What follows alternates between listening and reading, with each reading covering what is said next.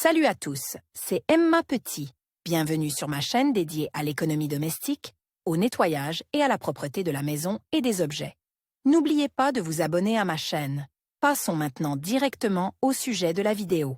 Chaque jour, les émissions de substances nocives dans l'air augmentent. L'augmentation du nombre de machines, des volumes de production de diverses usines et pas seulement. C'est cet air que nous et nos enfants devons respirer. Il s'agit d'un véritable problème dans les villes, en particulier dans les mégapoles. L'air contenant des substances nocives est également présent dans nos maisons. En outre, la poussière est présente dans l'espace domestique. Pour faire face à ce problème, il existe des purificateurs d'air. Cet appareil filtre l'air en précipitant les substances nocives sur le filtre. Il en résulte un air purifié et agréable à respirer. Les problèmes respiratoires tels que les allergies et l'asthme rendent la vie très difficile. La congestion nasale, l'écoulement nasal, les maux de tête, les crises d'étouffement et les démangeaisons constantes des yeux sont causés par la poussière, les poils d'animaux et le pollen des fleurs. Les allergiques et les asthmatiques sont dans un état de stress constant. Le corps commence à faiblir. L'apathie et la dépression apparaissent. Améliorer la qualité de vie et augmenter le niveau de santé est possible grâce au purificateur d'air pour l'appartement. L'appareil élimine les allergènes de l'air. Il est important pour les personnes souffrant d'asthme de maintenir un certain niveau d'humidité dans l'air. Dans ce cas,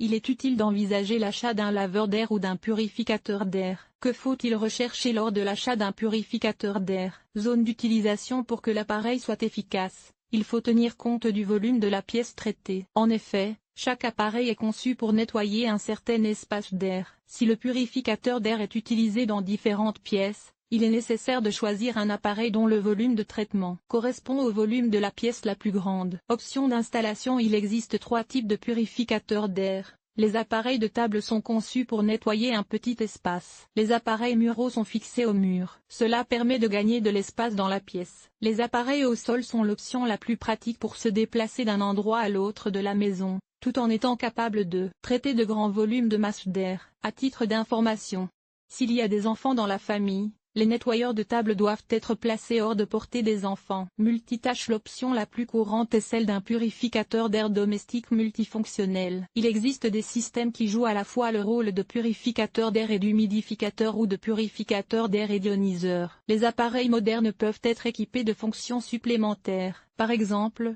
l'aromatisation de l'air purifié, l'indicateur de filtre sale, le contrôle du niveau de poussière et de gaz, la minuterie, le mode nuit. À titre d'information, il faut savoir que plus le nombre de fonctions et d'appareils différents est élevé, plus la technique est coûteuse. Intervalle d'entretien. La fréquence de l'entretien dépend de l'appareil sélectionné. Par exemple, il est conseillé de changer l'eau du laveur d'air par de l'eau fraîche tous les jours. Si l'eau n'est pas changée à temps ou si l'appareil n'est pas utilisé, l'eau commence à fleurir. Si l'appareil est équipé d'un purificateur d'air avec ionisateur d'air, les panneaux horizontaux doivent être nettoyés, car une grande quantité de poussière attirée apparaît. Les autres types de filtres doivent être remplacés par des neufs nettoyés lorsque la saleté s'accumule ou lorsque l'appareil atteint la fin de sa durée de vie. Coût. La catégorie de prix de cette technique dépend de plusieurs paramètres: le volume d'air purifié, la méthode d'installation, la présence de fonctions supplémentaires. Les purificateurs de bureau, conçus pour purifier de petits volumes d'air, sont considérés comme les plus abordables. Leur prix est de 1200 roubles. Les laveurs d'air sont plus chers. Leur prix commence à 4000 roubles. Lors de l'achat d'un appareil,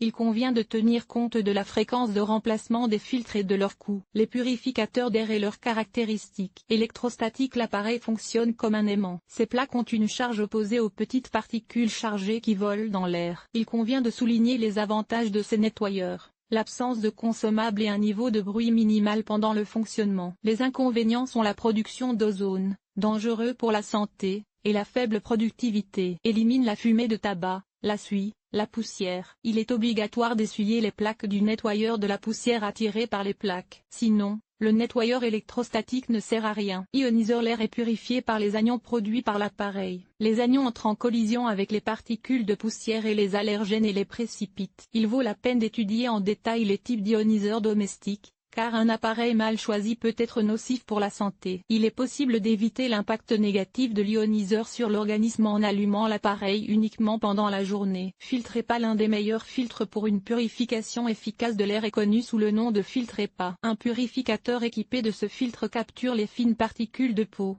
le pollen des plantes et les poils d'animaux dans la maison. Le filtre est constitué d'un matériau finement poreux plié en accordéon. Le flux d'air contenant des particules fines les laisse sur le filtre lors de son passage. Les filtres EPA doivent être nettoyés une fois par mois à l'aide d'un aspirateur et remplacés par un nouveau filtre une fois par an. Photocatalyseur. L'essence du travail du purificateur est la réaction de décomposition des substances nocives en composants sous l'action des rayons ultraviolets. Tout photocatalyseur destiné à la purification de l'air contient un matériau poreux sur lequel est appliqué de l'oxyde de titane. C'est un photocatalyseur. Les bactéries nuisibles, les virus, les polluants organiques et inorganiques sont transformés en dioxyde de carbone et en eau. Ils nettoient les composés toxiques, le monoxyde de carbone, les odeurs de tabac et d'aliments, la poussière, les allergènes et la suie. Le problème des photocatalyseurs est que de nombreuses bactéries et virus résistent à la lumière UV. Ozonateur. La purification de l'air ambiant des polluants se fait par oxydation. Un atome d'oxygène libre s'attache aux substances nocives et modifie leur composition chimique. De cette manière, les bactéries, les virus, les odeurs alimentaires et d'autres composés nocifs peuvent être éliminés à l'aide d'un ozonateur. Les ozonateurs domestiques produisent une quantité limitée d'ozone. Les précautions indiquées dans le mode d'emploi doivent toujours être respectées. Ne pas rester dans la pièce pendant que l'ozonateur fonctionne. Ne pas dépasser la durée de fonctionnement autorisée de l'appareil, car l'augmentation de la quantité d'ozone est dangereuse pour la santé. Filtre à charbon. Les filtres à charbon sont très efficaces pour éliminer les allergènes, la poussière, les odeurs, les vapeurs de mercure, le phénol, le formaldéhyde et les vapeurs de produits chimiques ménagers. Cependant, avec un filtre à charbon dans l'aspirateur, il est important d'avoir un filtre grossier devant. La forme du filtre lui-même joue un rôle important. Le meilleur filtre est considéré comme ondulé, car il offre une grande surface pour capturer les particules nocives. En outre, il convient de prêter attention à la taille des granulés du charbon de bois lui-même. Le charbon en poudre dans le filtre ne permet pas à l'air de circuler librement. Il est préférable d'utiliser des filtres contenant de grosses particules de charbon de bois. Le filtre a une durée de vie d'environ 6 mois. Laveur d'air. Cet appareil combine un purificateur d'air et un humidificateur. Au cours du processus de purification de l'air, les particules contaminées sont mouillées et se déposent dans le réservoir d'eau. Dans le même temps, l'air est suffisamment humidifié. L'avantage de cette conception est qu'il n'est pas nécessaire de remplacer le filtre à eau. Il suffit de le rincer. Il n'y a pas de risque de surhumidification. Les inconvénients sont le remplissage quotidien du réservoir avec de l'eau, et si l'eau n'est pas changée à temps, elle commence à fleurir. Le niveau sonore est faible, de sorte que le fonctionnement de l'appareil ne provoque pas de gêne, même pendant le sommeil. Humidificateur. Si quelqu'un pense qu'un humidificateur aide à purifier l'air, il se trompe lourdement. Un humidificateur est conçu uniquement pour saturer l'air en humidité. Recommandé, l'appareil n'est pas équipé de filtre pour capturer les polluants. Les humidificateurs sont dotés de fonctions pratiques telles qu'un parfum, une minuterie et une indication du niveau d'humidité dans la pièce. Pour obtenir un air purifié et humidifié, vous devez acheter un purificateur d'air. Les meilleurs purificateurs d'air pour la maison. Voici un classement des purificateurs d'air modernes. Balu. Cette entreprise est en tête des ventes dans la CE, en Europe de l'Est et en Russie. L'entreprise fabrique des purificateurs d'air dotés de différents filtres, avec des designs brillants et à la mode. Le modèle populaire Balu AP 155 est un appareil conçu pour une pièce de 20 mètres carrés maximum. Il est doté d'un ionisateur et d'une minuterie de 8 heures. Le débit d'air est régulé.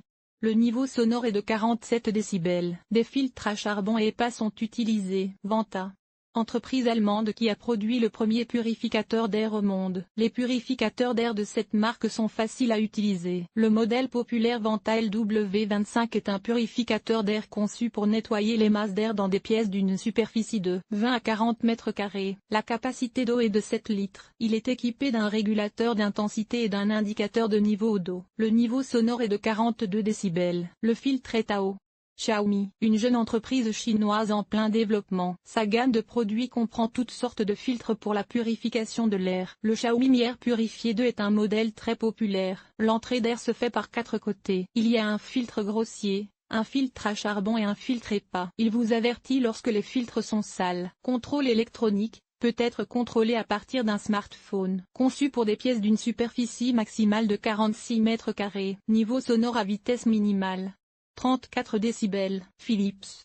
Cette entreprise néerlandaise produit des appareils ergonomiques et pratiques pour la maison. Les purificateurs d'air de cette société sont idéaux pour les personnes allergiques et hypersensibles. Le modèle le plus populaire, Philips AC 4014, purifie l'air d'une pièce de 55 mètres carrés. Il est équipé d'un capteur qui surveille le niveau de pollution de l'air, d'indicateurs qui vous rappellent de remplacer les filtres et d'une minuterie. Filtre EPA et filtre à charbon. Le niveau sonore est de 61 décibels. Sharp, entreprise japonaise qui fabrique des appareils électroménagers. Les purificateurs d'air de cette marque sont équipés d'un système de filtration de la poussière, de la saleté et des moisissures. Le modèle le plus populaire, Sharp KCA51 RWRB, est un laveur d'air qui purifie qualitativement l'air d'une pièce de 38 mètres carrés. Il est équipé d'une commande tactile électronique et d'un indicateur de poussière. Le volume du réservoir d'eau est de 3,6 litres. Le niveau sonore est de 49 décibels. Le purificateur d'air domestique est un auxiliaire fiable pour préserver la santé et assurer une vie confortable. Il est particulièrement nécessaire pour les personnes souffrant d'allergies ou d'asthme. Il existe sur le marché de nombreux modèles dotés de filtres différents,